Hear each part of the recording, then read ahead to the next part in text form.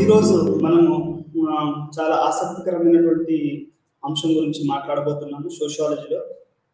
ఆ ఆసక్తికరమైన విషయం ఏమిటి అంటే నగరీకరణ మరియు నగర జీవన శైలి. నగరీకరణ అంటే ఏమిటి? నగర జీవన శైలి అంటే ఏమిటి? నగరీకరణ అంటే ప్రజలు గ్రామీణ ప్రాంతాల నుంచి పట్టణ ప్రాంతాలకి వలస వచ్చి పట్టణ ప్రాంతాలలో నివాసం ఏర్పరచుకొని ఉద్యోగాలు చేయడం, వేరే పనులు చేయడం, వీటిని నగరీకరణ అంటారు. ఈ నగరీకరణ అనేది ఎందుకు జరుగుతుంది? ఈ నగరీకరణ అనేది రోజు రోజుకి ప్రభుత్వాలు కానీ ప్రతి వాళ్ళు కూడా నగరంలో జీవించాలని కోరుకుంటున్నారు. ప్రభుత్వాలు కూడా అటు దిశగా అడుగులు వేస్తూ నగరీకరణకు తోడ్పడుతున్నాయి. అసలు నగరాలకు ఎందుకు ప్రజలు వస్తారు? దీనికి మన సామాజిక శాస్త్రంలో అనేక అంశాలు తోడ్పడుతున్నాయి. ప్రజలు పల్లెటూర్లలో జీవించకుండా పట్టణాలకే ఎందుకు వస్తున్నారు? దీన్ని మనం సోషియాలజీలో పుష్ అండ్ పుల్ ఫ్యాక్టర్స్ అని చెప్పుకోవచ్చు.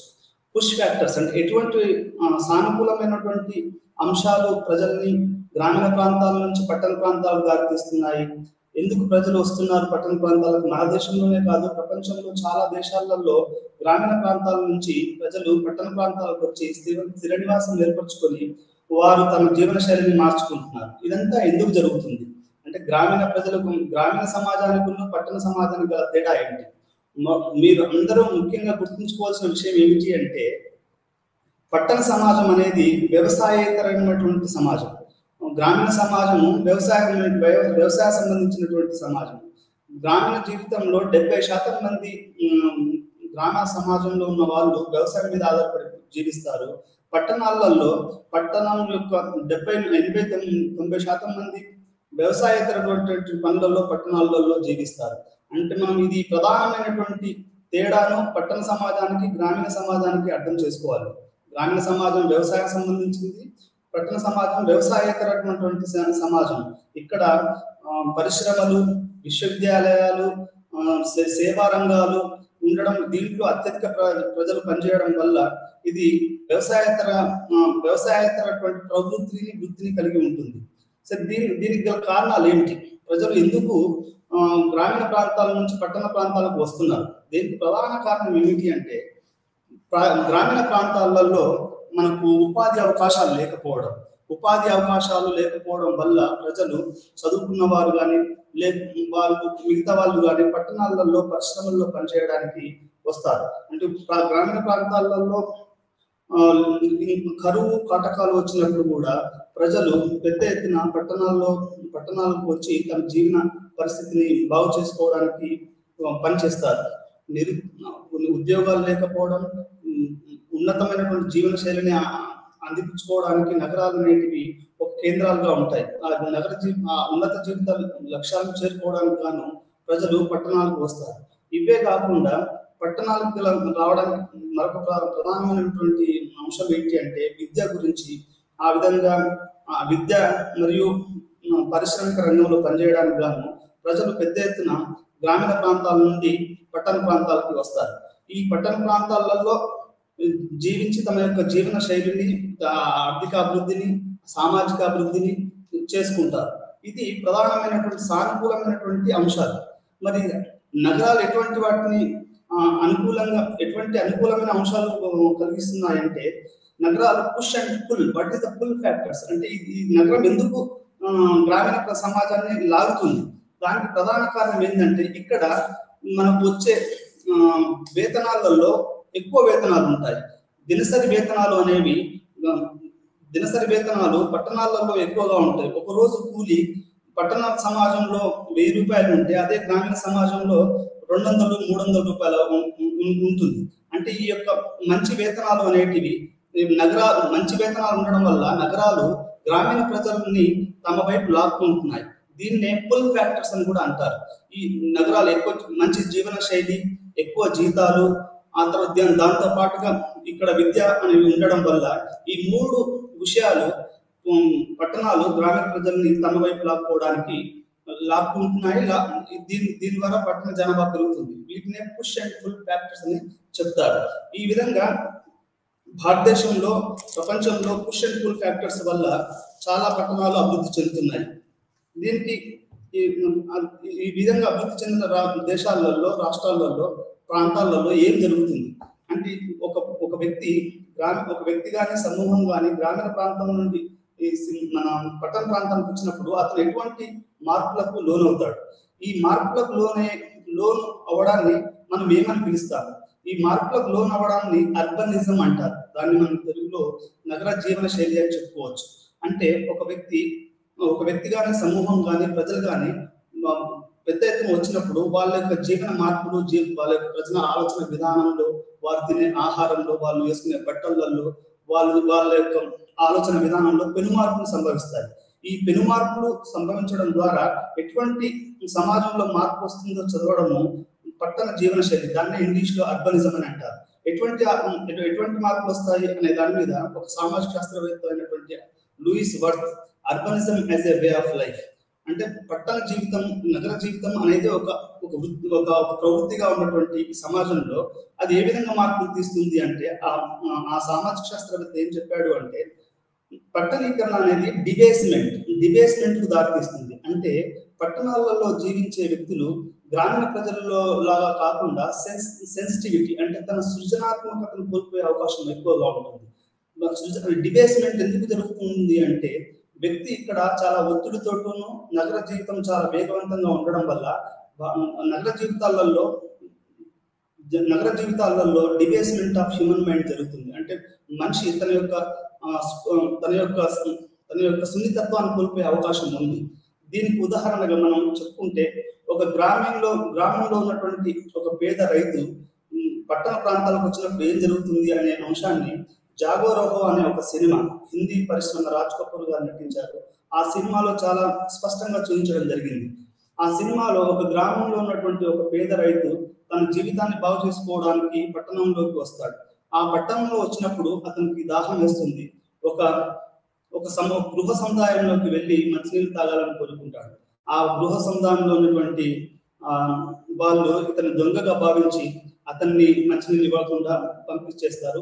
దానివల్ల అతను ఒక గ్రామం నుంచి తన జీవితాన్ని మెరుగుపరచుకోవడానికి వచ్చినటువంటి ఈ వ్యక్తి తర్వాత ఎటువంటి పరిణామాలు ఇక్కడ జరుగుతున్నటువంటి దోపిడీలు, దొంగతనాలు, ఇక్కడ జరుగుతున్నటువంటి నగర సమాజంలోని భిన్న పార్శ్వాలను చూస్తాడు.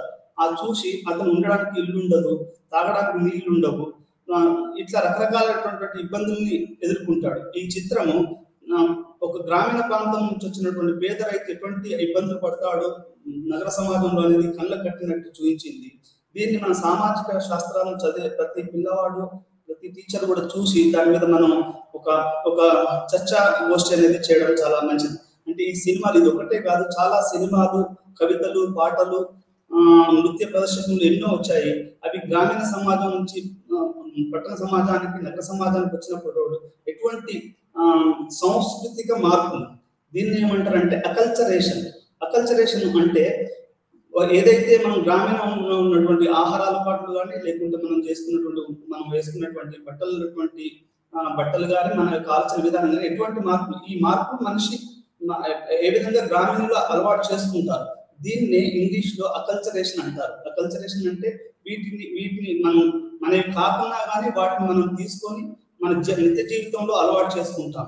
పల్లెటూర్లలో అమ్మ నాన్న అని, లేకపోతే ఉదయం నమస్కారం అంటారు. అదే పట్టణ ప్రాంతాలలో హలో అని అట్లాంటి ప్రాంతాలు అంటే ఇవన్నీ కూడా ఏ విధంగా మీకు అకల్చరేషన్ అనే పదానికి సాంస్కృతికంగా వాళ్ళు ఏ విధంగా ఇమిడిపోతారు అనే దానికి ఉదాహరణగా చెప్తున్నాను. వీళ్ళు హలో అనే ఇట్లాంటి పదాలని వాళ్ళు చేసుకుంటారు. అంటే ఇది నగర జీవితం అనేది పెను మార్పులకు దారితీస్తుంది. దాని విధంగా మనం ఆలోచన విధానం కూడా మారిపోతుంది. నగర జీవితంలో ఇంకొక ప్రధాన అంశం ఏమిటి అంటే నగర జీవితం చాలా స్వేచ్ఛ, వ్యక్తివాదంతో కూడుకొని ఉంటుంది. గ్రామీణ ప్రాంతాల్లో సామూహికంగా జీవిస్తే పట్టణ ప్రాంతాలలో వ్యక్తివాదం, లిబరలిజం, ఇండివిజువలిజం అనేది ఎక్కువగా ఉండడం వల్ల ఇక్కడ ఒక మనిషి ఇంకొక మనిషిని ఆప్యాయతగా, ప్రేమగా పలకరించే అవకాశాలు తక్కువగా ఉంటాయి. కాబట్టి ఈ లక్షణాలన్నీ గ్రామీణ ప్రజలు తమ యొక్క తన జీవితంలో భాగంగా చేసుకుని వాటికి ఏ విధంగా మారుతారు అనే దాన్నే మనం సోషియాలజీలో అకల్చరేషన్ లేకుంటే సాంస్కృతికంగా కలిసిపోవడం అని చెప్పుకోవచ్చు. ఇది చాలా పెద్ద ఎత్తున జరుగుతూ ఉంది. దీన్ని చదవడానికి భిన్న పరిశోధకులు వారి వారి స్థాయిలో సామాజిక శాస్త్రవేత్తలు భిన్నమైనటువంటి పరిశోధనలు చేశారు. ఇది ఈ విధంగా చెప్పొచ్చు. అదే విధంగా వీరు ఈ విధంగా పట్టణాలకు వచ్చినప్పుడు మరి ఎటువంటి సమస్యలు ఉత్పన్నమవుతాయి? ఇన్ని లక్షల మంది, ఇన్ని కోట్ల మంది గ్రామీణ ప్రజలు పట్టణాలకు వచ్చినప్పుడు అది ఎటువంటి సమస్యలకు దారితీస్తుందని కూడా మనం చర్చించుకోవాల్సిన అవసరం ఉంది. మొట్టమొదటిగా చెప్పాలి అంటే గాలి, నీరు, గృహ సముదాయాలు, ఆ తర్వాత ఉద్యోగాలు, ఆర్థికపరమైనటువంటి వనరులు, వేరే వనరులు, ఇవన్నీ కూడా అతనికి దొరకాలి అంటే, ఇంత పెద్ద సమూహానికి దొరకాలి అంటే ప్రభుత్వాలకు కానీ వీటికి కూడా ఒక పెద్ద సవాలు అని చెప్పుకోవచ్చు. అయితే ఈ యొక్క పట్టణీకరణ వల్ల ఇట్లా చాలా రకమైనటువంటి సమస్యలు ఉత్పన్నమవుతున్నాయి. అదేవిధంగా చాలా ప్రభుత్వాలకు కూడా ఒక పెద్ద సవాళ్ళుగా ఎదురవుతున్నాయి. ఈ సవాళ్ళని ఈ ప్రభుత్వాలు ఎంతవరకు అవి పరిష్కరిస్తున్నాయి అనేది మనం తర్వాత మాట్లాడుకోవచ్చు. అయితే ఈ పట్టణీకరణ వల్ల మొట్టమొదటిసారిగా మనము గాలి, నీరు, ఉద్యోగ అవకాశాలు, ఈ గృహ నిర్మాణాలు, ఇవన్నీ కూడా మనం ఇక్కడ పట్టణీకరణ వల్ల జరుగుతున్నటువంటి సమస్యలుగా మనం చెప్పుకోవచ్చు.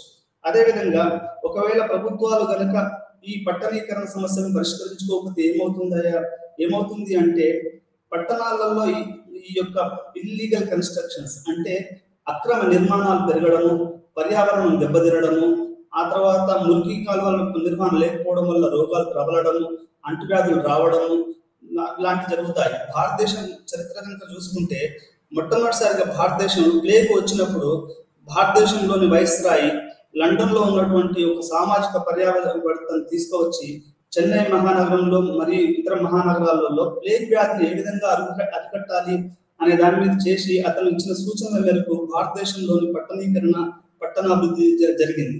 ఈ విధంగా జనాభా అధికంగా కావడం, అది వైద్య సదుపాయాలు లేకపోవడం అనేది అతి పెద్ద సమస్యగా మనం పట్టణ జీవితాన్ని, నగర జీవితాన్ని చెప్పుకోవచ్చు. ఆ రకంగా మనం ముందుకెళ్తే ఇంకా ఇది ఈ విధంగా మనం పట్టణాలలో ఇంకొక ప్రధాన సమస్య అయినటువంటి గృహ నిర్మాణము. ఈ గృహ నిర్మాణ సముదాయాలు లేకపోవడం వల్ల ఏమవుతుంది అంటే ఒక్కొక్క కులం కానీ లేకుంటే ఒక విశ్వాసం కలిగిన ప్రజలు కానీ ఒకే ప్రాంతంలో నెట్టివేయబడి దాన్ని గెట్టోయిజేషన్ అంటారు. గెట్టోయిజేషన్ అంటే అది చాలా అవమానకరమైనటువంటి పరిస్థితులలో జీవించడం, వాళ్ళకి నీళ్లు కానీ లేకుంటే ఉద్యోగ అవకాశాలు లేకపోవడం అనేది జరుగుతుంది. పట్టణీకరణ ఎంతటి లాభాలు మనకు ఉన్నాయో, జీవన విధానం పెంచుతుంది, ఆ విధంగా మనకు మంచి కొన్ని అవకాశాలు కల్పిస్తుందో, అదే విధంగా పట్టణీకరణ వల్ల చాలా మనం దాన్ని కనుక సరైన రీతిలో మనం కనుక దాన్ని నిర్వహణ చేయలేకపోతే చాలా పర్యవసనాలు వస్తాయి. అందులోనే మురికివాడల ఏర్పాటు జరుగుతుంది. మనం కనుక దాన్ని సరిగా నిర్వహణ చేయలేకపోతే దాంట్లో గెట్టోయిజేషన్ అని జరుగుతుంది. ఈ రకమైనటువంటి పట్టణటువంటి సమస్యలు మనం ఎదుర్కొంటాం. అయితే వీటి మీద ఈ పట్టణీకరణ అనేది భారతదేశంలో ఎట్లా ఉంది, ప్రపంచ దేశాల్లో ఎట్లా ఉంది, మనం దీని కనుక పట్టణీకరణ చూస్తే మొట్టమొదటిసారిగా 1915 నుంచి 1920 వరకు మధ్యలో చికాగో మహానగరంలో జరిగినటువంటి సోషియాలజీ డిపార్ట్మెంట్ లో ప్రముఖ శాస్త్రవేత్తలైనటువంటి జార్జ్ సిమెల్, మిగతా ఇంకొంతమంది సామాజిక శాస్త్రవేత్తలు చేసిన ప్రధానమైనటువంటి పరిశోధనలు మనకు అర్బన్ సోషియాలజీకి భూమికగా చెప్పుకోవచ్చు. వాళ్ళు ఎటువంటి రకమైనటువంటి పరిశోధనలు చేశారు పట్టణ జీవితం మీద, అసలు పట్టణీకరణ మీద ఎటువంటి పరిశోధనలు చేశారు అంటే, ది నీగ్రోస్ ఇన్ చికాగో అనే మొట్టమొదటి పరిశోధన చికాగో మహానగరంలో జరిగింది. ఒక నల్లజాతి పౌరులు ఆ చికాగో నగరంలో వాళ్ళు ఎటువంటి ఇబ్బందులు పడతారు, వాళ్ళు ఎటువంటి జీవన విధానాన్ని కలిగి ఉంటారు, వాళ్ళ యొక్క ఆర్థిక వ్యత్యాసాలు, మిగతా వారికి నల్లవారికి మధ్య ఉన్నటువంటి ఆర్థిక వ్యత్యాసాలు ఎలా ఉంటాయి అనే ఒక విస్తృతమైనటువంటి పరిశోధన చేసి ఆ పట్టణ సమాజంలో ఉన్నటువంటి ఆర్థిక, సామాజిక వర్ణ వివక్షల మీద ఒక మంచి పరిశోధన వ్యాసం రాయడం జరిగింది. అదే రకంగా ఫ్యామిలీస్ ఏ విధంగా ఉంటాయి అంటే కుటుంబాలు ఏ విధంగా పట్టణ జీవితాలలో ఉంటాయి, పట్టణీకరణ వల్ల ఎటువంటి ప్రభావం వస్తుంది కుటుంబంలో. గ్రామీణ ప్రాంతాలలో ఎక్కువగా సమిష్టి కుటుంబాలు ఉంటాయి. అదే పట్టణ ప్రాంతాలలో న్యూక్లియర్ ఫ్యామిలీస్ ఉంటాయి. అంటే ఒకే కుటుంబం ఉంటుంది, అన్నదమ్ములు కానీ అక్కచెల్లెలు కానీ ఉండే అవకాశం తక్కువగా ఉంది. రోజు రోజుకి కుటుంబ విలువలు ఏ విధంగా పడిపోతున్నాయి, ఈ పట్టణ ప్రాంతాలలో ఎక్కువగా మనకు ఈ స్థలం లభించకపోవడం కానీ, లేకపోతే ఇంకా వేరే కారణాల వల్ల కానీ ఒకే పెద్ద పెద్ద కుటుంబాలు కలిసి ఉండడం అనే అవకాశం చాలా తక్కువగా ఉండడం వల్ల ఇక్కడ రోజు రోజు కుటుంబ విలువలు, సంస్కృతి మొత్తం అవి పోయి కొత్త సంస్కృతి, కొత్త జీవన విధానము ఇవన్నీ రావడం జరుగుతుంది. వీటి మీద కూడా చికాగో విశ్వవిద్యాలయంలో విపరీతమైన పరిశోధనలు జరిగి అది భూమిక ఏర్పడి దాన్ని ఆదర్శంగా తీసుకొని దాన్ని ఒక ఆదర్శంగా తీసుకొని భారతదేశంలో కూడా చాలా చాలా పరిశోధనలు జరిగాయి. దాంట్లో ముంబైలో కానీ, హైదరాబాద్ లో కానీ, చెన్నై నగరంలో కానీ, మిగతా భారతదేశంలో నగరాల మీద జరిగింది. అయితే ఇంకొక ప్రధానమైనటువంటి విషయం మీకు చెప్పదలుచుకున్నది ఏంటి అంటే, నగరీకరణలో భాగంగా పట్టణ సమాజంలో ప్రజలు చాలా తొందరగా నిద్రపోతారు. 9 గంటలకి నిద్రపోవడం ఇట్లాంటివి చేస్తారు. కానీ పట్టణ సమాజంలో రాత్రిపూట ఎక్కువగా పనిచేయడానికి కూడా నగర ప్రజలు ఇష్టపడతారు.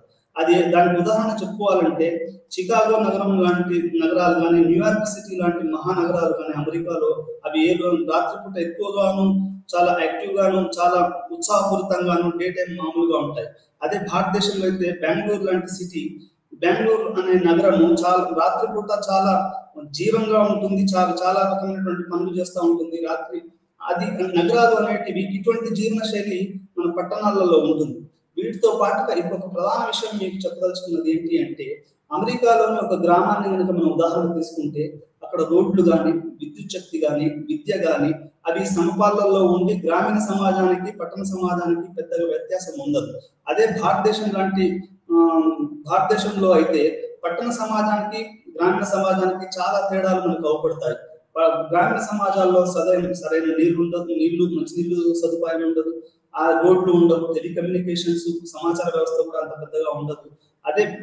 అదే సిటీలో, అదే నగరంలో అయితే ఈ సమాచార వ్యవస్థ, మంచినీళ్ళ వ్యవస్థ ఇవన్నీ ఉంటాయి. అంటే పట్టణ సమాజానికి, గ్రామీణ సమాజానికి మన భారతదేశంలో అంతరాయం ఎక్కువగా ఉంది. దీన్ని రాబర్ట్ రెడ్ఫీల్డ్ అనే ఒక సామాజిక శాస్త్రవేత్త ఏమంటాడు అంటే, పట్టణ గ్రామీణ కంటిన్యూయం అంటే ఈ రెండింటికి కలయి ఉంటుంది. ఇక్కడ ఉన్నటువంటి కొన్ని లక్షణాలు అక్కడ ఉంటాయి, గ్రామీణ సమాజంలో ఉన్న కొన్ని లక్షణాలు పట్టణాలలో ఉంటాయి, పట్టణాల్లో ఉన్న కొన్ని లక్షణాలు గ్రామీణ ప్రాంతాలలో కూడా ఉంటాయి. అయితే ఈ విధంగా భారతదేశం అనేది అభివృద్ధి, ఈ భారతదేశం కానీ ప్రపంచం కానీ ఈ విధంగా పురోగమిస్తుంది. మన భారతదేశంలో అయితే ఒక అబ్దుల్ కలాం, మన మాజీ రాష్ట్రపతి గారు చెప్పారు, పురా అని ఒక పథకాన్ని ఆయన సూచించారు భారత ప్రభుత్వానికి. అది ఏంటి అంటే, providing urban facilities in rural areas. అంటే గ్రామీణ సమాజంలో ఉన్న వాళ్ళకి కూడా ఏవైతే పట్టణ సదుపాయాలు కల్పిస్తే మనం కొంతవరకు ఈ యొక్క దీన్ని మనం ఎక్కువగా వస్తున్న వాటిని తట్టుకొని గ్రామీణ సమాజం కూడా మంచి జీవితాన్ని గడిపే అవకాశం ఉంది. ఇవి ఈ పట్టణీకరణ వల్ల వచ్చినటువంటి సమస్యలు, వాటిని మన ప్రభుత్వాలు ఎలా ఎదుర్కొంటున్నాయో మనం ఇక్కడ స్థూలంగా చర్చించాము. అదేవిధంగా ఇప్పుడు భారతదేశంలో ఎలా ఉన్నాయి ఈ యొక్క పరిశోధనలు, విదేశాలలో ఎలా ఉన్నాయి. విదేశాలలో జార్జ్ జిమ్మర్ అనే అతను ఏం చెప్తాడు అంటే, పట్టణాలు అనేటివి ఒక మానవ శరీరం లాంటివి. అవి పట్టణాలు అనేవి దాన్ని సోషియాలజీలో స్ట్రక్చరల్ వ్యూ అంటారు. పట్టణ సమాజాన్ని మనం ఏ విధంగా చూడాలి? మనం 2 రకాలుగా చూడొచ్చు పట్టణ సమాజాన్ని. ఒకటేమో మార్క్సిస్ట్ దృక్పథం, అంటే కార్ల్ మార్క్స్ చెప్పినటువంటి ఆర్థిక అసమానతలు, సామాజిక అసమానతలు ఇవి పట్టణాలలో కూడా ఉన్నాయా, ఉంటే ఎంతవరకు ఉన్నాయి, మరి పట్టణాలలో సామాజిక అసమానతలు, ఆర్థిక అసమానతలు ఉంటే మనం ఏ విధంగా మనం పురోగమించినట్టు. అంటే పల్లెటూరులో ఉన్నట్టే ఇక్కడ కూడా ఉంటే మన పురోగమనం ఏమాత్రం లేదని అర్థం. దానికి మనం ఏమాత్రం ప్రగతిశీలంగా ప్రవర్తించలేదని అర్థం. ఆయన చెప్పిన దాని ప్రకారం పట్టణాలలో కూడా కార్ల్ మార్క్స్, ఆనంద్ చేతన్ అనే ఒక సామాజిక శాస్త్రవేత్త ముంబైలో నిర్వహించినటువంటి ఒక పరిశోధనలో ఏం తేలింది అంటే, పట్టణ జీవితాలలో కూడా అసమానతలు, వివక్షలు జరుగుతున్నాయి. ముంబైలోని నీటి సరఫరా విభాగము ఉన్నత వర్గాలకు నీటిని నిరంతరాయంగా పంపిస్తూ ఉంటే, అదే ఒక ప్రాంతంలోని ఒక వెనుకబడిన కుటుంబాలకి వాళ్ళు ఎన్నో ఉద్యమాలు చేస్తే గానీ వాళ్ళకి నీళ్లు అందని పరిస్థితి ఉంది. ఆనంద్ అనే శాస్త్రవేత్త చెప్పిన దాని ప్రకారం పట్టణ నగరీకరణలో అది ఒక పైకి మాత్రం అది తన సమాజంలో అందరూ సమానులే అని చెప్పే ఒక భావన ఉన్నప్పటికీ, మనం కనుక సామాజిక శాస్త్రవేత్తలు లోతుగా పరిశోధన చేస్తే పట్టణ ప్రాంతాలలో దాక్కుని ఎన్నో ఎన్నో సాంఘిక, ఆర్థిక, రాజకీయ అసమానతలు ఉన్నట్టు మనం తెలుసుకోవచ్చు. ఇక్కడ ఇంకొక ప్రధానమైనటువంటి విషయం మనం మాట్లాడదలుచుకుంది ఏంటి అంటే కామన్ సెన్స్ నాలెడ్జ్ కి క్రిటికల్ సెన్స్ నాలెడ్జ్. అంటే కామన్ సెన్స్ ఒక సాదా సీదా చదువుకోలేని వ్యక్తి ఆలోచన విధానానికి మన సామాజిక శాస్త్రవేత్తల ఆలోచన విధానానికి చాలా తేడా ఉంది. ఒక సామాన్యుడు అంత లోతుగా ఒక విమర్శనాత్మకంగా ఆలోచించే శక్తిని కలిగి ఉండదు. అది మనం సామాజిక శాస్త్రవేత్తలుగా మనం ఒక సునిశ్చితమైనటువంటి విమర్శనాత్మకం అనే దానికంటే కూడా సునిశ్చితమైన దృష్టిని కలిగి ఉంటారు. అంటే ఎటువంటి ప్రజలు పట్టణాలలో అన్ని సదుపాయాలు పొందుతున్నారు, ఎటువంటి ప్రజలు పట్టణాలలో సదుపాయాలు లేకుండా, విద్య లేకుండా గడుపుతున్నారు, మురికివాడల్లో గడుపుతున్నారు. ఇది సామాజిక శాస్త్రం మాత్రమే చేయగలుగుతుంది. ఈ సామాజిక శాస్త్రం చదవడం వల్ల కూడా మీకు సునిశ్చితమైనటువంటి మరియు విమర్శనాత్మకమైనటువంటి దృష్టి వచ్చి మీరు దాన్ని సమాజాన్ని మరింత ప్రభావవంతంగా ముందుకు తీసుకెళ్లి సమాజంలోని అన్ని వర్గాలని అన్ని తరగతుల ప్రజల్ని కూడా ముందుకు అభివృద్ధిలో భాగం చేస్తూ నడిపే అవకాశం ఉంది. ఈ రకంగా చూస్తే మనము ఈ విధంగా మనం కనుక చూస్తే పట్టణ సమాజంలో ఉన్నటువంటి ఆర్థిక అసమానతలు, సామాజిక అసమానతలు చదవడానికి భారతదేశంలో కూడా చాలా పరిశోధనలు జరిగాయి. మొట్టమొదటిసారిగా చెన్నైలో ఉన్నటువంటి లార్డ్ బ్రిటన్ లో ఉన్నటువంటి గిడెన్స్ అనే పట్టణ అభివృద్ధికి సంబంధించినటువంటి శాస్త్రవేత్తలను తీసుకొచ్చి భారతదేశంలో మొట్టమొదటిసారిగా పట్టణాలు ఎలా ఉండాలి, వాటి యొక్క నిర్మాణం ఎలా ఉండాలి, వాటి యొక్క పరిధిలు ఎలా ఉండాలి, పట్టణాలలో ఎటువంటి దాన్ని మనం చేయాలి అనేది మొట్టమొదటిసారిగా మన భారతదేశాన్ని విదేశీయులు ఇంగ్లాండ్ వారు పరిపాలిస్తుంటే వచ్చింది. వాళ్ళు ముంబైని, కలకత్తాని, కొన్ని నగరాలని గిడెన్స్ అనే ఒక సామాజిక శాస్త్రవేత్త ఆధ్వర్యంలో ఈ 4 మహానగరాలని అభివృద్ధి చేయడం జరిగింది. అదే రకంగా అప్పుడున్నటువంటి ప్లేగ్ వ్యాధి నివారణకు గాను గిడెన్స్ ఎన్నో సూచనలు చేశాడు. అతను చేసిన సూచనలలో మొట్టమొదటిసారిగా ప్రజారోగ్యాన్ని కాపాడము, ఆ తర్వాత ఇది అస్తవ్యస్తంగా ఉన్నటువంటి మన యొక్క రవాణా వ్యవస్థ బాగుంటేనే నగరాలు బాగుంటాయి. అస్తవ్యస్తమైనటువంటి ఈ యొక్క రవాణా వ్యవస్థ నగరాలలో ఉంది, దాన్ని మనం కనుక సరైన రీతిలో పెట్టాలి అనేది కూడా గిడెన్స్ అనే మహాశయుడే భారతదేశానికి వచ్చిన తర్వాత పట్టణాభివృద్ధికి కృషి చేశాడు. అతను ముంబై విశ్వవిద్యాలయంలో ప్రొఫెసర్ గా కూడా పనిచేస్తూ చాలా పరిశోధనలు చేశాడు. ఆ రకంగా ఇంకొక పరిశోధన ఏం జరిగింది అంటే భారతదేశంలో ముంబై యూనివర్సిటీలో పరిశోధనలు జరిగాయి భారతీయ సమాజంపై, మన పట్టణ జీవితాలపై. వేరే యూనివర్సిటీలలో కూడా చాలా పరిశోధన జరిగింది. హైదరాబాద్ విశ్వవిద్యాలయంలో ఉన్నటువంటి రత్నానాయుడు అనే ప్రొఫెసర్, సామాజిక శాస్త్రవేత్త, ఆమె హైదరాబాద్ నగరము మరియు విదేశీ నగరాలతో పోలుస్తూ ఈ నగరాలు అనేటివి భిన్న జాతులు, విభిన్నమైనటువంటి మనస్తత్వాలు ఉన్న వాళ్ళు ఉంటారు. కాబట్టి నగరాలలో ఈ ఒక రకమైనటువంటి అంతర్లీనంగా ఒక వైషమ్యాలు కలిగిన నగరం వైషమ్యాలు కూడా కలిగి ఉంటాయని ఆమె సూత్రీకరించారు. భారతదేశం రత్నానాయుడు ఆమె గురియే అవార్డు కూడా పొందారు. ఆ విధంగా గురియే అనే మొట్టమొదటి సోషాలజీ ప్రొఫెసర్ కూడా భారతదేశంలో ఎటువంటి పట్టణాలు ఉన్నాయి, వాటి యొక్క పరిస్థితులు ఏ విధంగా ఉన్నాయనేది కూడా జిఎస్ గురియే అనే ఒక సామాజిక శాస్త్రవేత్త చేశాడు. ఆ విధంగా ఏఆర్ దేశాయ్ అనే మరొక సామాజిక శాస్త్రవేత్త ఏం చెప్పాడు అంటే social background of Indian nationalism అనే పుస్తకంలో అతను మన భారతదేశం స్వతంత్రోద్యమానికి గ్రామీణ మూలాలు ఎలా ఉన్నాయి, ఆ గ్రామీణ మూలాలు అది పట్టణాలకు వచ్చినప్పుడు స్వతంత్రోద్యమం గాంధీ గారి ఆధ్వర్యంలో జరిగినప్పుడు అది ఏ విధంగా తీసుకుంది అంటే మొత్తంగా ఈ నగరీకరణ లేకపోతే నగర జీవన శైలిని గ్రామీణ సమాజానికి అతను చేస్తూ పట్టణాలు ఏ విధంగా అభివృద్ధి చెందాయి అనేది ఏఆర్ దేశాయ్ అనే శాస్త్రవేత్త కూడా చాలా పరిశోధనలు చేశారు. అదే విధంగా లక్ష్మీనారాయణ అనే మరొక సామాజిక శాస్త్రవేత్త కూడా భారతదేశంలో పట్టణ జీవితం పైన చాలా పరిశోధన చేశాడు. వీటితో పాటుగా మనం ఇక్కడ చెప్పదలుచుకున్నది ఏంటి అంటే నగరీకరణ, నగర జీవన శైలి అని చెప్పుకున్నప్పుడు భారతదేశంలో వీటిని అధ్యయనం చేయడానికి అర్బన్ ప్లానింగ్ అంటే పట్టణానికి సంబంధించినటువంటి ఒక ప్లానింగ్, ఇవి సంస్థలు, కేంద్ర ప్రభుత్వ సంస్థలు రావడము, మరి ఇంకొక రకంగా జనాభా గణాంక శాస్త్రం, భారతదేశ జనాభా గణన సంస్థలు, ఈ రెండు సంస్థలు కూడా ఈ పట్టణ పరిశోధనలో ముందంజ చేశాయని చెప్పవచ్చు.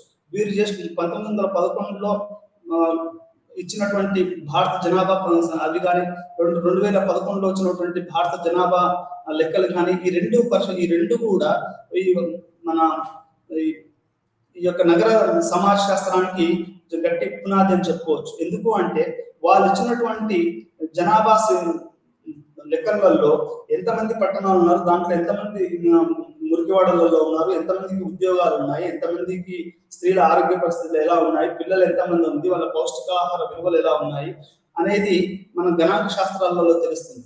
దానివల్ల మనకు సామాజిక శాస్త్రవేత్తలకు కూడా అది ఒక ఉపయోగకరమైనటువంటి పుస్తకంగా, మరియు మనం పట్టణ సమాజాన్ని పూర్తిగా ఆకలింపు చేసుకోవడానికి చాలా ఉపయోగపడుతుంది. అదేవిధంగా కేంద్ర పరిశోధన సంస్థలైనటువంటి ICSSR, Indian council for social sciences research, భారతీయ సామాజిక శాస్త్రాల పరిశోధన సంస్థ న్యూఢిల్లీ వారు కూడా ఒక ప్రత్యేకమైనటువంటి పట్టణ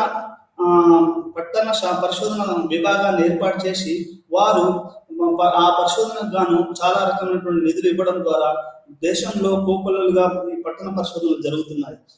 ఆ పరిశోధనలో భాగంగానే మనకి ఈరోజు మన భారతదేశం ముందుకు వెళ్తుంది. ఇప్పుడున్న ప్రభుత్వాలు స్మార్ట్ సిటీస్, ఉదాహరణ మీకు చెప్పాలనుకుంటే ఇప్పుడున్న ప్రభుత్వము స్మార్ట్ సిటీస్ అంటే నగరాలని ఒక స్మార్ట్ సిటీస్ గా మార్చాలని, అందులో చాలా 20 నుండి 30 నగరాలను స్మార్ట్ సిటీస్ గా స్మార్ట్ సిటీగా మార్చాలనే ప్రయత్నం, ఒక బృహత్తర కార్యక్రమాన్ని ప్రస్తుతం ఉన్నటువంటి ప్రభుత్వం చేస్తుంది. అందులో భాగంగా కొన్ని వేల కోట్ల నిధులు పట్టణాలకు ఇవ్వడము, ఈ వేల కోట్ల నిధుల్ని వాటిని రోడ్లు నిర్మాణం, ఇన్ఫ్రాస్ట్రక్చర్ అంటే మన యొక్క వ్యవస్థీకృతమైనటువంటి సౌకర్యాలు ఇవన్నీ కల్పించడం వల్ల మనం కొన్ని కోట్ల మందిని కూడా పట్టణాలలో మనం వీరిని నివాసయోగ్యంగాను ఆరోగ్యంగాను చూసే అవకాశం ఉంది. ఇంత బృహత్తరమైనటువంటి ఈ యొక్క స్మార్ట్ సిటీ ప్రోగ్రాము ఇది భారతదేశంలో కాదు, శరవేగంగా జరుగుతున్న ప్రపంచ పరిణామాలలో భాగంగా చూడవచ్చు. మనం ఆఫ్రికా ఖండాన్ని చూసినా, అమెరికా ఖండాన్ని చూసినా, భారతదేశాన్ని చూసినా, ఈ మూడు కూడా అన్ని ఖండాలు కూడా రోజు రోజుకి పట్టణీకరణ, నగరీకరణ, పట్టణ జీవన శైలిని అందిపుచ్చుకున్న దశలో మన ప్రభుత్వం కూడా ఈ యొక్క స్మార్ట్ సిటీస్ ప్రోగ్రామ్స్ ని చేయడం జరిగింది. దాంట్లో భాగంగా ఈ పారిశుద్ధ్యము, ఆ తర్వాత స్వచ్ఛ భారత్ ఇట్లాంటి ప్రోగ్రామ్స్, ఇట్లాంటి పథకాలు కూడా కొన్ని కోట్ల మంది జీవిస్తున్న వీటి యొక్క పారిశుద్ధ్యం చూడడం అనేది ఒక అతిపెద్ద సవాలును మన ప్రభుత్వాలు ఎదుర్కొంటున్నాయి. ఈ ప్రభుత్వాలు చేస్తున్నటువంటి ఈ స్వచ్ఛ భారత్ ఇవి కూడా చాలా మన రాబోయే రోజులలో ఇంకా ప్రభావవంతంగా పనిచేసి ఎక్కువ మందిని ఇక్కడ ఎక్కువ మంది ప్రజల్ని పట్టణ ప్రాంతాల్లో నివాసయోగ్యం చేసే అవకాశం ఉంది. ఇదంతా ఎందుకు చెప్తున్నానంటే ప్రతి ప్రభుత్వం కూడా ఈ యొక్క పట్టణ సవాళ్ళను ఎదుర్కొని పెరుగుతున్నటువంటి జనాభాని వారికి వాళ్ళ ఉద్యోగ అవకాశాలు కానీ, లేకుంటే విద్యా అవకాశాలు కానీ, లేకుంటే వాళ్ళ నివాస అవకాశాలను కల్పించడానికి శతవిధాల ప్రయత్నం చేస్తున్నాయని చెప్పడానికి ప్రయత్నిస్తున్నాను. అదేవిధంగా మన భారతదేశంలో చూస్తే 2011 నుండి 2021 లోపు 38% వృద్ధి రేటు ఉంది. పట్టణ జనాభాలో వృద్ధి రేటు ఉంది. ఒకప్పుడు టోక్యోలో 1 కోటి జనాభా ఉంది అంటే ప్రజలు ఆశ్చర్యంతో చూసేవారు, 1 కోటి జనాభానా అని. ఈ రోజు హైదరాబాద్ మహానగరంలో కానీ, బెంగళూరు మహానగరంలో కానీ, చెన్నై మహానగరంలో కానీ 1 కోటి జనాభా అనేది పెద్ద ఆశ్చర్యకరంగా లేదు. అంటే ఇదంతా ఎందుకు జరుగుతుంది? ఒకప్పుడు మనకు 1 కోటి జనాభా ఉన్న నగరాలు అంటే పెద్ద ఆశ్చర్యంగా చూసేవాళ్ళం. అది టోక్యో కానీ, లేకుంటే సింగపూర్ కానీ, న్యూయార్క్ సిటీ కానీ, కొన్ని మహానగరాలను చూస్తే 1 కోటి జనాభా అనుకునేవాళ్ళం. ఈ రోజు ఆ పరిస్థితులు లేవు. భారతదేశంలో కూడా శరవేగంగా జరుగుతున్నటువంటి ఈ గ్రామీణ నుంచి పట్టణానికి వస్తున్నటువంటి ప్రజల వల్ల ప్రతి పట్టణం కూడా ఈ రోజు 1 కోటి జనాభా ప్రతి పట్టణం ముఖ్య నగరాలైనటువంటి ముంబై, హైదరాబాద్, చెన్నై, కలకత్తా ఈ నగరాలు 1 కోటి జనాభాకు దగ్గరలో అవి మించిపోయి ఈ రోజు ఉన్నాయి. ఇవన్నీ ఎందుకు ఈ విధంగా జరుగుతుంటే ఈ సవాళ్ళను అధిగమించడానికి కూడా ప్రభుత్వాలు చాలా రకాలైనటువంటి పథకాలను తీసుకురావడం, విద్యా వ్యవస్థను మెరుగుపరచడం, రవాణా వ్యవస్థను మెరుగుపరచడం, ఆ తర్వాత ఉపాధి అవకాశాలు కల్పించడము, ఆహార భద్రతను కల్పించడం, ఇవన్నీ కూడా పట్టణ సమాజంలో జరుగుతున్నాయి. ఈ విధంగా మనం చూస్తే చాలా చాలా వేగవంతమైనటువంటి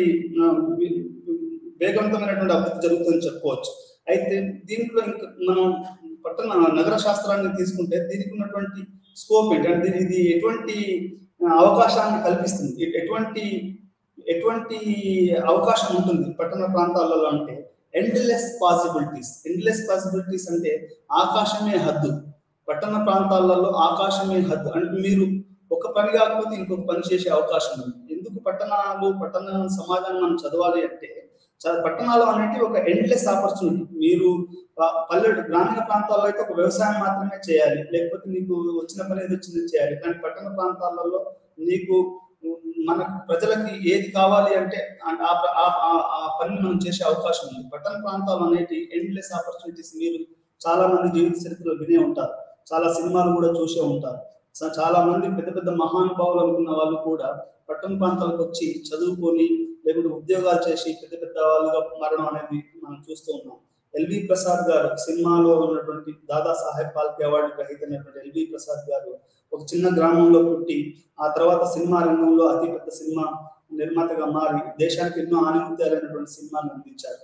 మీరు ఏ శాస్త్ర రంగం ఏది తీసుకున్నా కానీ వాళ్ళు నగరానికి వచ్చి చదువుకొని శ్రమ చేసిన తర్వాత అంటే పట్టణ ప్రాంతాలు ఎండ్లెస్ ఆపర్చునిటీస్. నీకు ఆకాశమే హద్దుగా కొన్ని అవకాశాలు కల్పిస్తాయి. ఆ అవకాశాల వల్ల మనం నగరాలకు ఎక్కువ మంది వస్తూ ఉంటారు. అదేవిధంగా మనం పట్టణ ప్రాంతాలను మనం చూస్తే వీటిలో మనకు విద్యా, వైద్యము ఇవి కూడా చాలా చాలా బాగా ఉంటాయి. ఈ విధంగా మనం అర్బన్ ప్రాంతాలు ఉంటాయని చెప్పుకోవచ్చు. అయితే ఇవి మనం చెప్పుకునే ఇంకొక సమస్య ఏంటంటే ఈ యొక్క పట్టణ శాస్త్ర నగరీకరణ వల్ల లేకుంటే నగర జీవితం వల్ల ఇవన్నీ ఏమవుతుంది అంటే ఈ పర్యావరణ సమతుల్యం దెబ్బతినడం అనేది ఒక ప్రధాన అంశంగా మారింది. పట్టణాలు కూడా అభివృద్ధి చేయాలి, కానీ అవి ఏ విధంగా అంటే ఎకలాజికల్ సెన్సిటివిటీ సొసైటీస్ అంటే పట్టణ ప్రాంతాలలో కూడా చెట్లు నాటడము, ఆ తర్వాత స్వచ్ఛమైన గాలి వచ్చే విధంగా వీటిని పట్టణ ప్లానింగ్ జరగాల్సిన అవసరం ఉంది.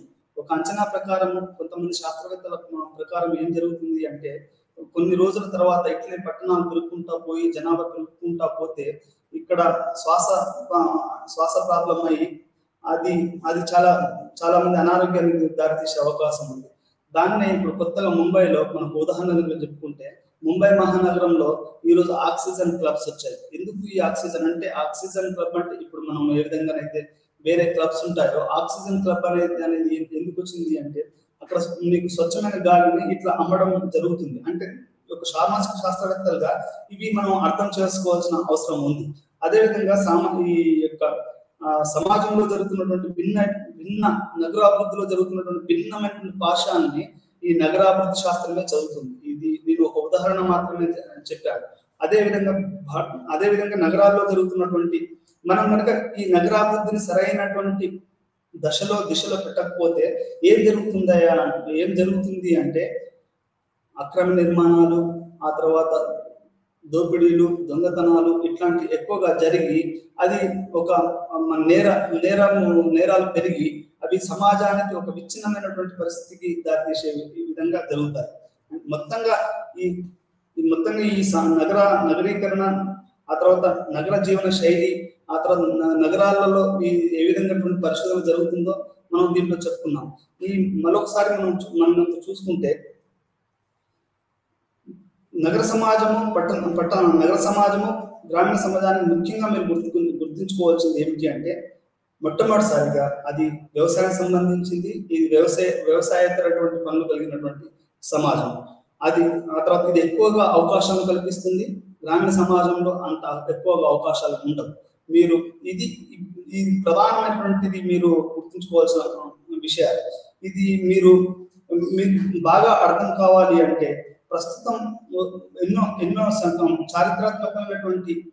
చారిత్రాత్మకమైనటువంటి సినిమా అనారి అని ఒక రాజ్ కపూర్ సినిమా కానీ, లేకపోతే ఖాజా అహ్మద్ అబ్బాస్ అని భారతదేశంలోనే ప్రఖ్యాతిగాంచిన ఒక సినిమా దర్శకుడు చాలా సినిమాలని అతను పట్టణానికి గ్రామానికి మధ్యలో జరుగుతున్నటువంటి ఒక మానసిక సంఘర్షణ, ఆ తర్వాత విలువలు అవి ఎట్లా విధంగా పడిపోతాయో తన చిత్రాల్లో చూపించాడు. అదేవిధంగా మీరు కనుక దోబీగా జమీన్ అనే ఒక చిత్రం, బెంగాలీ దర్శకుడు, అది మొట్టమొదటిసారికి జాతీయ అవార్డు పొందినటువంటి 2 ఎకరాల భూమి అనే ఒక, అది భీమల్ రాయ్ అనే ఒక సినిమా దర్శకుడు తీసిన చిత్రము భారతదేశాన్ని, ప్రపంచవ్యాప్తంగా మన భారతదేశానికి ఎంతో పేరు తీసుకొచ్చింది. ఆ చిత్రంలో ఒక గ్రామంలో ఉన్నటువంటి వ్యక్తి పట్టణ సమాజానికి వచ్చి ఒక పరిశ్రమలో కూలీగా మారడము, ఆ పరిశ్రమలో దోపిడీ జరగడము, ఆ తర్వాత అతని గ్రామంలో ఉన్న కాస్త డబ్బులు తీసుకుని అతని గ్రామం పోయేసరికి ఆ గ్రామంలో ఒక పరిశ్రమ వచ్చి అతని ఇల్లును కూల్చేయడము. అంటే అటు పట్టణానికి కాకుండా ఇటు పల్లెటూరుకు సంబంధించకుండా అతను ఏ విధంగా తన జీవితం చింద్రమైంది అనేది ఒక అద్భుతమైనటువంటి కళాఖండంగా భీమల్ రాయ్ దోబీగా జమీన్ అనే చిత్రాన్ని నిర్మించి ప్రజలకు అందించాడు. ఈ సినిమా ద్వారా మనకు అర్థం ఏమవుతుంది అంటే, పట్టణ సమాజం, మన నగర సమాజము, ఈ జరుగుతున్నటువంటి వేగవంతమైనటువంటి పట్టణీకరణ, దీంట్లో పట్టణ జీవన శైలి, ఇవన్నీ కూడా గ్రామీణ ప్రజల్ని ఏ విధంగా చేస్తాయి అనేది చూపించాడు. గిడెన్స్ అనే సామాజిక శాస్త్రవేత్త కూడా ఏం చెప్తాడు అంటే, అతను గ్రామీణ ప్రాంతం నుంచి వచ్చినప్పుడు వారి యొక్క సంస్కృతిని దెబ్బతినకుండా చూడాలి అనేది అతను చేసినటువంటి ఒక ప్రముఖమైనటువంటి సూచన. ఆ సూచన మన యొక్క గ్రామీణ సంస్కృతి అనేది పూర్తిగా ధ్వంసం అయిపోతుంటది ఇక్కడ. ఈ సంస్కృతి ధ్వంసం కాకుండా కాపాడవలసింది ప్రభుత్వాలేనని యాంథనీ గిడెన్స్ చెప్పాడు. అదే రకంగా ఇంకా మీరు కొన్ని విషయాలు చూస్తే, కవితలు కానీ లేకుంటే పాటలు కానీ, దాశరథి రాసినటువంటి చాలా పాటలు గ్రామీణ ప్రాంతంలో నుంచి మన పట్టణ ప్రాంతానికి వచ్చినప్పుడు అవి ఎటువంటి అయితే అనేది తెలుగులో రచయితలు కానీ, కవులు కానీ, కళాకారులు కానీ చాలా విషయాల వరకు తమ పాటలు, కథలు, నాటికలు ద్వారా వేయడం, చూపించడం జరిగింది. దీంతో పాటుగా చాలా విషయాలు కళారంగము, ఈ సినిమా రంగము, వీళ్ళతో ఈ రంగాలు చాలా వరకు ఈ జరుగుతున్నటువంటి పరిణామాన్ని చాలా స్పష్టంగా చూపించాయి. అదేవిధంగా పడమటి గాలి అనే ఒక నాటిక ఏ విధంగా భారతదేశం నుంచి ఈ రోజు జరుగుతున్నటువంటి వలస, ఇప్పుడు చాలా మంది చదువుకున్న విద్యార్థులు ఇక్కడ భారతదేశంలో చదువుకున్న విద్యార్థులు విదేశాలకు వెళ్ళి అక్కడ చదువుతూ, అక్కడ పరిశోధనలు చేస్తూ నోబెల్ ప్రైజ్ ను సాధించడం జరుగుతుంది. ఇదంతా ఎందుకు జరుగుతుంది అంటే, ఇంకా పెద్ద పెద్ద నగరాలలో పెద్ద పెద్ద పరిశోధక సంస్థలు ఉండడము, అక్కడ వాళ్ళ పరిశోధనలకు విలువనివ్వడము, ఒక ఆకాశమే హద్దుగా చాలా పరిశోధన సంస్థలు ఉండడం వల్ల భారతదేశంలోని ప్రజలు ఇంకా పెద్ద పెద్ద పట్టణాలకు పోయి అక్కడ పరిశోధనలు, అక్కడ జీవన విధానాన్ని అలవర్చుకుని వాళ్ళ యొక్క తమ యొక్క ఉన్నతిని సాగిస్తున్నారు. ఇదంతా ఎందుకు చెప్పవలసి వస్తుంది అంటే, గ్రామీణ ప్రజలు నగరాలకి, నగరాల ప్రజలు మహానగరాలకి, ఈ విధంగా మహానగరాలకు పోయి తమ యొక్క జీవిత విధానాన్ని, తమ యొక్క ఉన్నతిని సాధిస్తూ ఉన్నారు. దీన్ని పూర్తిగా అర్థం చేసుకుని మెట్రోపాలిసిస్ అండ్ మెంటల్ లైఫ్ అని జార్జ్ సిమెల్ గారు ఒక వ్యాసాన్ని రాశారు. మెట్రోపాలిసిస్ అండ్ మెంటల్ లైఫ్ అంటే దాని అర్థం ఏంటి అంటే, మెట్రోపాలిసిస్ అంటే మహానగరాలు, అండ్ మెంటల్ లైఫ్ అంటే నీకు మానసిక పరిస్థితి. మహానగరాలు, మానసిక పరిస్థితి అనే ఒక వ్యాసంలో ఆయన ఏం చెప్తారు అంటే, ఇక్కడ నగర జీవితం అనేది చాలా వేగంగాను, ఆ తర్వాత చాలా హేతుబద్ధత, ఆ తర్వాత వ్యక్తిగత వాదంతో కూడి ఉంటుంది. ఇవి నగర సమాజంలో ఉన్నటువంటి ప్రధానమైన అంశాలు. ప్రజలు గ్రామీణ ప్రాంతాల నుంచి పట్టణ ప్రాంతాలకు వచ్చినప్పుడు వీటిని ఏ విధంగా చేసుకుంటారు అనేది కూడా చేసుకోవాలి. ఆ తర్వాత చేసుకున్న తర్వాత వాళ్ళు ప్రగతి సాధించాలి. ఇవి మధ్యలో జరిగిన మొత్తం సంఘర్షణను మన సామాజిక శాస్త్రవేత్తలు విశ్లేషించి దాని గురించి పరిశోధన చేసి వ్యాసాలు రాస్తారు. ఈ మెట్రోపాలిసిస్ మెంటల్ లైఫ్ అనే ఒక వ్యాసంలో అతను ఏం చెప్తాడు అంటే, మనిషి పట్టణ జీవితాలలో, నగర జీవితాలలో చాలా చాలా ఐక్యూ లెవెల్స్, అంటే అతని యొక్క ఉన్నటువంటి గ్రహణ శక్తి ఎక్కువగా ఉండి అతను ఎక్కువగా పనిచేసి అభివృద్ధి చెందే అవకాశం ఉంది. అది గ్రామీణ సమాజంలో సాధ్యం కాదు. నగర జీవితం అనేది ఒక వ్యక్తిగతమైనటువంటి జీవితం. ఇక్కడ ఒక ఇంటికి ఇంకో పక్క ఇంటి వాళ్ళకి మన గ్రామీణ ప్రాంతాల్లో ఉన్నటువంటి ప్రేమానుబంధాలు కానీ, లేకుంటే మన యొక్క సంబంధాలు కానీ ఉండవు. పక్క ఒక ఇంటికి ఇంకో ఇంటికి మధ్యలో చాలా వాళ్ళకు సంబంధాలు ఉండవు. ఆ సంబంధాలన్నీ కూడా ఏదో మన వ్యాపారాత్మకమైనటువంటి సంబంధాలు ఉంటాయని చెప్పుకోవచ్చు. దీనివల్ల ఏమవుతుంది అంటే డిప్రెషన్, అంటే పట్టణ ప్రాంతాలలో నగరీకరణ అత్యంత వేగంగా నగరీకరణ జరగడం వల్ల ఏమవుతుంది అంటే ఒక ప్రధానమైనటువంటి సామాజిక సమస్య ఏంటి అంటే డిప్రెషన్. మనిషి మానసికంగా ఎవరు మాట్లాడకపోవడము, అతనికి ఫ్రెండ్స్ ఉండకపోవడము, ఈ సమాజంలో ఎవరు పట్టించుకోకపోవడం వల్ల పట్టణ సమాజము ఈ యొక్క డిప్రెషన్ అనే ఒక ఒక పెద్ద సామాజిక రుగ్మతలో మునిగిపోయి చాలా మంది యువకులు ఈ రుగ్మతకు బారిన పడి ఈ వాళ్ళు ఆత్మహత్యలకు కూడా మనం దారితీస్తుందని చెప్పవచ్చు. మరి ఇటువంటి ఈ ఈ యొక్క ఈ మానసిక రుగ్మతలను తొలగించడానికి ప్రభుత్వాలు ఎన్నో సైకలాజికల్ కౌన్సిలింగ్స్, మానసికంగా వాళ్ళని కౌన్సిలింగ్ చేయడానికి ప్రయత్నం చేస్తున్నాయి. కొత్తగా కూడా ఇప్పుడున్న ప్రభుత్వాలు కూడా ఇవి వేగవంతమైనటువంటి నగరీకరణ వల్ల విపరీతమైనటువంటి మానసిక సమస్యలు సంక్షోభాలు తలెత్తి అవి ఒక ప్రభుత్వాలకి వాటిని పరిశీలించడం, వాటిని ఎదుర్కోవడం అనేది ఒక అతిపెద్ద ఒక ఛాలెంజ్, ఒక సవాల్గా జరుగుతుంది. ఇప్పుడు కొత్తగా ఉన్నటువంటి ఎన్సీఆర్టీ జాతీయ పరిశోధక సంస్థల వాళ్ళు కానీ లేకపోతే మిగతా విశ్వవిద్యాలయాలు కూడా ఇది మానసికమైనటువంటి కౌన్సిలింగ్ అనేది ఒక అంతర్భాగంగా పెట్టడం జరుగుతుంది. ఎందుకు ఇదంతా జరుగుతుంది మనం చదువుకోవాలి అంటే ఈ నగర శాస్త్రాన్ని చదవాల్సిన అవసరం ఉంది. ఈ యొక్క పట్టణీకరణ, ఈ నగరీకరణ ఎంత వేగవంతంగా జరుగుతుంది, దానికి తదనుగుణంగా వేరే దానికి సరిపోయినటువంటి ప్రభుత్వాలు చేస్తున్నాయా లేదా, ఒకవేళ చేస్తే అది ఎంతవరకు సఫలీకృతం అవుతుంది, ఎంతవరకు సఫలీకృతం కావట్లేదు అనేది కూడా మనం చూడాలి. ఈ పట్టణ ప్రాంతాలలో జరుగుతున్నటువంటి ఈ మానసిక సంఘర్షణ, లేకపోతే డిప్రెషన్, లేకపోతే లోన్లీనెస్, అంటే ఏకాకిగా ఫీల్ కావడం అనేది పల్లెటూర్లలో ఉండదు, కానీ పట్టణాల ప్రాంతాలలో ఉంటుంది. అంతా ఉంటారు కానీ మనిషి ఏకాకి. పట్టణ ప్రాంతాలలో ఆ ఏకాకితనం, గ్రామీణ ప్రాంతాలలో ఆ ఏకాకితనం ఉండదు. గ్రామీణ ప్రాంతాలలో పొలాలకి స్వచ్ఛమైన గాలిలోకి వెళ్ళి పంట పొలాలలో పనిచేయడము, అందరు సామూహికంగా కుటుంబ సభ్యులు, గ్రామీణ ప్రజలు అందరు కలిసి అక్కడ పనిచేయడం వల్ల అతను ఏకాకితనం కానీ లేకుంటే డిప్రెషన్, లేకుంటే మనోవేదనకు గురయ్యే అవకాశాలు తక్కువగా ఉన్నాయి. కానీ పట్టణ ప్రాంతాలు, మహానగరాలలో జార్జింగల్ అనే శాస్త్రవేత్త కూడా అతను ఏం చెప్తాడు అంటే ఇవి ఒక రకమైనటువంటి మానసికమైనటువంటి తనానికి, ఏకాకితనానికి దారితీస్తాయి. వీటిని మనం ఏ విధంగా ఎదుర్కోవాలి, వీటిలో ఇది ఇప్పుడు 21వ శతాబ్దంలో అతిపెద్ద సమస్యగా మనం చెప్పుకోవచ్చు. ఈ నగరీకరణ, నగర జీవన శైలి అలవర్చుకున్న వాళ్ళు చూడ్డానికి బాగానే ఉంటారు కానీ అంతర్గతంగా మనోవేదన చెందుతూ, లేకుండా ఏకాకితనాన్ని అనుభవిస్తూ, స్నేహితులు లేకుండా, బంధువులు కూడా పెద్దగా లేకుండా, ఇట్లా కొన్ని లక్షల కుటుంబాలు ఈ యొక్క మానసిక వేదనకు గురి కావడం, బారిన పడడం జరుగుతుంది. దానికే పెద్ద ఎత్తున ఈ రోజులలో సామాజిక శాస్త్రవేత్తల అవసరం, సామాజిక శాస్త్రవేత్తలు కానీ, మానసిక శాస్త్రవేత్తల ఆవశ్యకత కానీ రోజు రోజుకు ఎందుకు పెరుగుతుంది అంటే ఇటువంటి సమస్యలు రోజు రోజుకి ఎక్కువ ఉత్పన్నమవుతున్న దశలో ఈ రోజు సామాజిక శాస్త్రం కానీ, మానసిక శాస్త్రం కానీ అతి వేగంగా అభివృద్ధి చెంది వారు ఈ సమాజాన్ని ఎదుర్కొంటున్న వాటిని మనం ఏ విధంగా ఎదుర్కోవచ్చు అనేది వీళ్ళ సూచనల మేరకు ప్రభుత్వాలు నడవడం చేయగలుగుతున్నారు.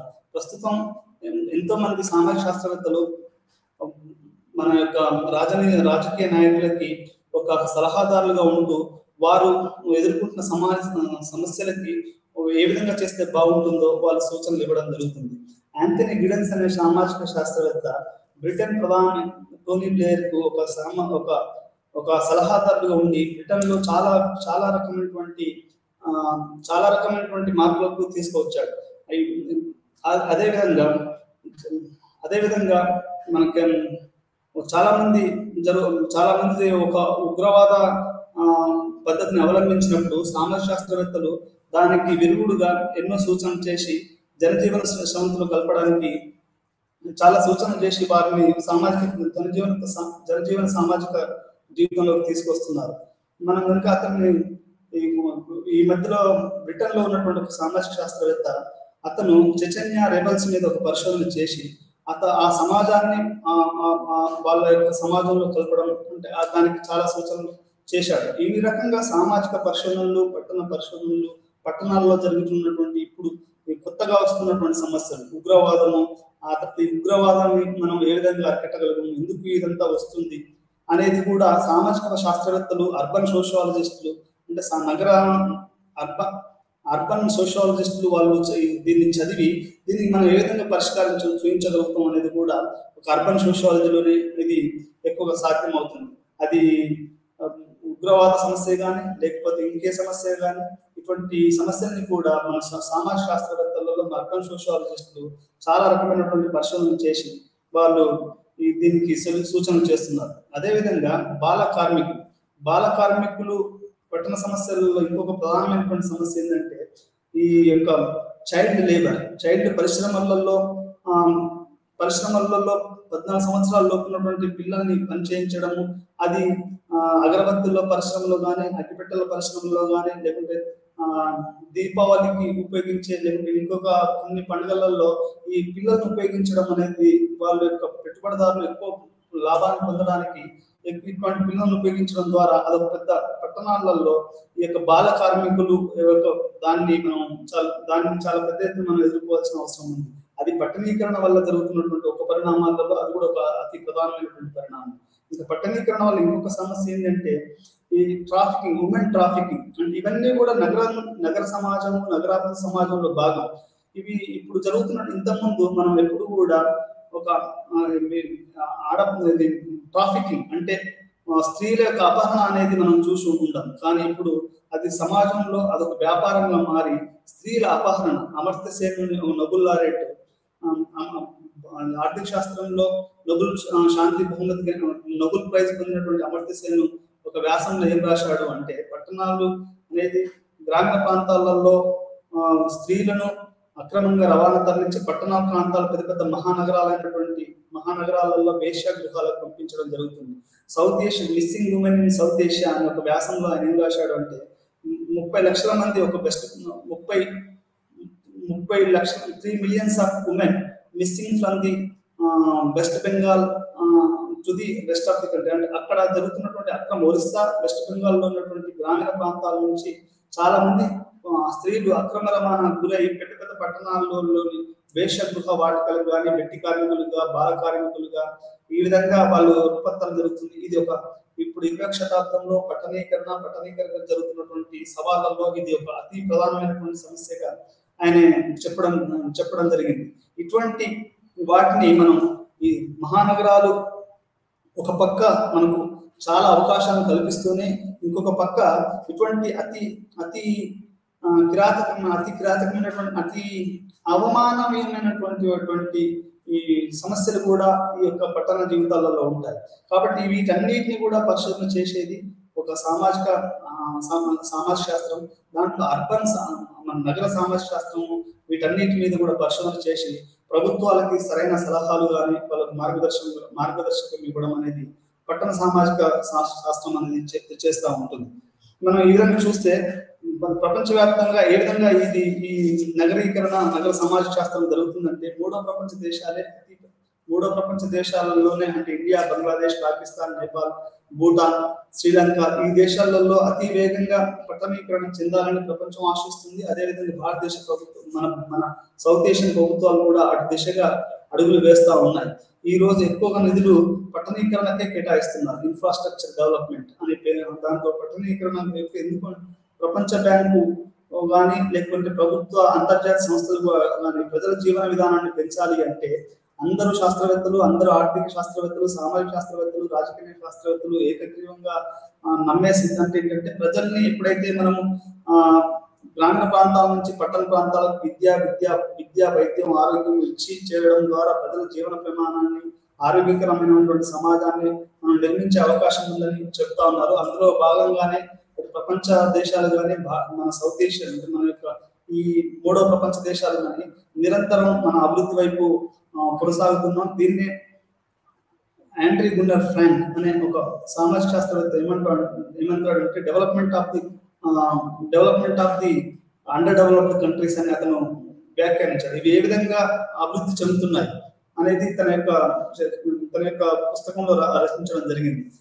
ఈ ఈ విధంగా చూస్తే మనం ప్రపంచంలో సామాజిక శాస్త్రవేత్తలు, ఆర్థిక శాస్త్రవేత్తలు, ఆ, ఆ, రాజకీయ శాస్త్రవేత్తలు ఎక్కువగా ఈ యొక్క నగరీకరణ మరియు నగర జీవన శైలి, నగరంలో వస్తున్నటువంటి సమస్యలు, వీటి మీద ప్రధానంగా తమ యొక్క పరిశోధనలు చేసి ఈ రోజు ఒక సామాజిక శాస్త్రవేత్తలే కాదు, రాజకీయ న్యాయ శాస్త్రవేత్తలు, మిగతా న్యాయ కోవిదులు, చాలా మంది శాస్త్రవేత్తలు కూడా నగరం మీద, నగర జీవన శైలి మీద, ఎందుకంటే ప్రజలు ఏ విధంగాటువంటి మార్పులు చెందుతున్నారు అనేది చాలా విస్తృతమైనటువంటి దీని యొక్క పరిధి పెరిగింది, దీని యొక్క శాస్త్ర పరిధి పెరిగింది. దానికి అనుకూలంగా చాలా మంది పరిశోధన చేసి వాటిని మనం జరుగుతుంది. వీటితో పాటు పట్టణ జీవితాలలో ఇంకొక ప్రధానమైనటువంటి విషయం ఏమిటి అంటే వినోద రంగం. వినోద రంగం కూడా పెద్ద పెద్ద సినిమా హాళ్ళు ఉండడము, ఈ యొక్క చిత్ర పరిశ్రమ, మనిషిని ఆహ్లాదపరిచే చిత్ర పరిశ్రమ ఈ పట్టణాల్లో ఉండడము, అది అది కూడా పట్టణానికి ఒక ప్రధానంగా ఒక ఆయుధగా నిలిచి ఉందని చెప్పవచ్చు. ఈ వినోద రంగంలో చాలా మంది పనిచేస్తా ఉన్నారు. గ్రామీణ కళాకారుల నుంచి మొదలుకుంటే పట్టణ కళాకారులు వాళ్ళంతా పనిచేస్తున్నారు. ఇదంతా ఒక పక్క నడుస్తూనే ఉంటూనే అది మన గ్రామీణ సమాజము, దాని కళలు, దాని యొక్క సంస్కృతిని కాపాడుకోవాల్సుకుంటేనే ఈ యొక్క నగర జీవితానికి అలవాటు పడవలసి ఉంటుందని చాలా మంది శాస్త్రవేత్తలు చెప్తా ఉన్నారు. ఇంకొక ప్రధానమైనటువంటి నగరీకరణలో ఇంకా ఇంకా ఇంకా మనం లోతుగా పరిశీలిస్తే నగర జీవితము, నగరీకరణ వల్ల లోతుగా పరిశీలిస్తే మనకి ఏమర్థమవుతుంది అంటే ఈ గ్రామీణ ప్రాంతం నుంచి పట్టణ ప్రాంతాలకు వచ్చే వాళ్ళు తమ యొక్క వాళ్ళ కళాకారులు కానీ ఇంకా మన ఒక ఒక ఒక ఆటలు ఆడే గ్రామీణ స్థాయి క్రీడల నుంచి కాకుండా పట్టణ క్రీడలు పట్టణాలలో పెద్ద ఎత్తున ఆటలు ఆడాలి అంటే, ఆటలలో పైకి రావాలి అంటే అది గ్రామీణ ప్రాంతం నుంచి కూడా ఆ విధంగా కూడా మన పట్టణ ప్రాంతాలకి ప్రజలు వచ్చి పట్టణాలలో జీవించడం జరుగుతుంది. ఈ యొక్క ఇన్ని అవకాశాలు ఇవి ఈ యొక్క పట్టణ జీవితంలో ఒక మూలం అని చెప్పుకోవచ్చు. మొత్తంగా ఒకసారి మనం చూసుకుంటే మీరు ప్రధానంగా గుర్తుపెట్టుకోవాల్సిన అవసరం ఏంటి అంటే పట్టణ సమాజం అనేది వ్యవసాయేతర సమాజం, గ్రామీణ సమాజం వ్యవసాయ సంబంధించిన సమాజం. పట్టణ సమాజము నగరీకరణ అంటే పట్టణం నుంచి గ్రామీణం నుంచి ప్రజలు పట్టణానికి తరలి రావడాన్ని నగరీకరణ అంటారు.